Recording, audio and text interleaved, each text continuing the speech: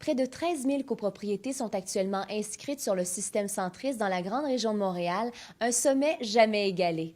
En parallèle, la construction de copropriétés atteint elle aussi un niveau record. Malgré ces observations, on remarque une baisse des ventes de copropriétés depuis les derniers mois. Se dirige-t-on vers un surplus de copropriétés dans la région montréalaise? FCQ TV fait le point avec Paul Cardinal, directeur du service analyse de marché de la Fédération des chambres immobilières du Québec.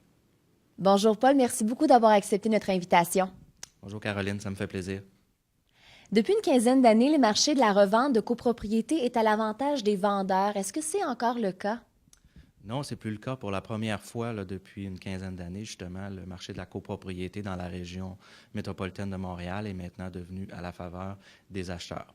Il n'y a pas si longtemps, en 2011, on était encore dans un marché de vendeurs, mais depuis quelques mois, on assiste à une baisse des ventes, conjuguée à une augmentation du nombre d'inscriptions en vigueur, de sorte que maintenant, la situation s'est renversée et il y a un léger avantage maintenant du côté des acheteurs. Il faut savoir que depuis le dernier resserrement des règles de l'assurance préhypothécaire en juillet dernier, il y a eu une baisse des ventes de copropriété qui est de l'ordre de 15 % et en même temps, les inscriptions en vigueur, elles, ont augmenté de 25 %, ce qui explique la situation actuelle. Et en parallèle, bien sûr, on observe aussi que les délais de vente se sont allongés. On parle maintenant en moyenne de 105 jours pour vendre une copropriété, toujours dans l'ensemble de la grande région métropolitaine de Montréal. Quelle est la situation du côté des constructions neuves? Du côté du neuf, selon les dernières données de la SCHL, il y avait en avril quelques 1800 unités de copropriété neuves qui étaient encore inoccupées. Ce n'est pas particulièrement élevé. Par contre, ce qu'il faut savoir, c'est qu'il y en a actuellement un peu plus de 13 000 en construction, et ça, c'est un sommet. Là où c'est le plus actif, bien sûr, sur l'île de Montréal, ça va être le secteur Ville-Marie et Griffintown, alors qu'en banlieue, c'est surtout dans l'ouest de Laval que c'est très actif au niveau de la construction neuve.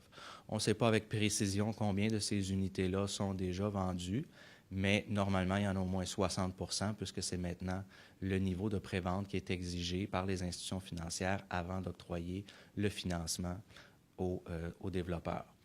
Par ailleurs, depuis le début de l'année, on voit déjà qu'il y a un ralentissement dans la construction neuve. Le nombre de mises en chantier pour la période de janvier à avril est en baisse de 30 % dans la région montréalaise. Et qu'en est-il du côté des prix? Est-ce qu'ils sont à la hausse ou ils sont à la baisse? Les augmentations de prix des copropriétés ont passablement modéré au cours des derniers mois, au point où, depuis le début de l'année 2013, il n'y a pas eu d'augmentation de prix des copropriétés, donc on parle d'une stabilité. C'est beaucoup en raison de la performance de l'île de Montréal, qui compte pour 60 % du marché de la revente de copropriétés. Il y a eu une légère baisse de prix d'1 % des copropriétés sur l'île de Montréal. Si on s'en va du côté des banlieues, si on exclut la région de Vaudreuil-Soulanges, dans les autres banlieues, on a eu une croissance de prix entre 2 et 4 % depuis le début de l'année. Et quels sont les secteurs géographiques qui ont été le plus affectés jusqu'ici? Jusqu'à maintenant, c'est du côté de Laval que la baisse des ventes de copropriété est la plus marquée depuis le début de l'année. On parle de 24 % de baisse.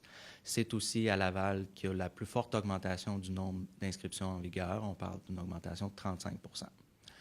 D'un autre côté, non loin de là, c'est sur la Rive-Nord, jusqu'à maintenant, que l'effet est le moins prononcé. C'est aussi le secteur qui est le plus abordable de toute la région métropolitaine de Montréal. Alors, du côté des ventes de copropriété sur la Rive-Nord, on est à peu près au même niveau que l'an dernier. Néanmoins, si on regarde les autres indicateurs comme les inscriptions en vigueur, il y a aussi une augmentation du côté de la Rive-Nord. Il y a un allongement des délais de vente également et le marché est légèrement à l'avantage des acheteurs. Si on regarde maintenant en termes de prix, j'ai dit tantôt que l'île de Montréal avait enregistré une baisse de prix d'1 % depuis le début de l'année. Les secteurs qui ont accusé de faibles baisses de prix, par exemple, il y a l'West Island, Saint-Laurent, Huntsic, mais là où la baisse a été le plus marquée, c'est dans Ville-Marie, avec une baisse de 5 % depuis le début de l'année. Et qu'est-ce que vous prévoyez quant à l'évolution du marché au cours des prochains mois? Le marché de la copropriété va certainement vivre une période d'ajustement. le temps de résorber le léger surplus d'unités qu'il y a actuellement. Ça devrait se traduire, je pense, par une stabilisation des ventes du côté de la revente, mais du côté du neuf, les constructeurs vont devoir modérer un peu leur enthousiasme. D'ailleurs, c'est déjà commencé. Comme je l'ai dit tantôt, depuis le début de l'année, il y a un recul de 30 des mises en chantier de copropriété dans la région de Montréal, si on regarde la période de janvier à avril. Pendant ce temps-là, il faut s'attendre à ce que le marché demeure légèrement à l'avantage des acheteurs et qu'il n'y ait pas de croissance de prix significative dans le prix des copropriétés. Merci beaucoup, Paul, pour ce portrait détaillé de la situation. Ça me fait plaisir.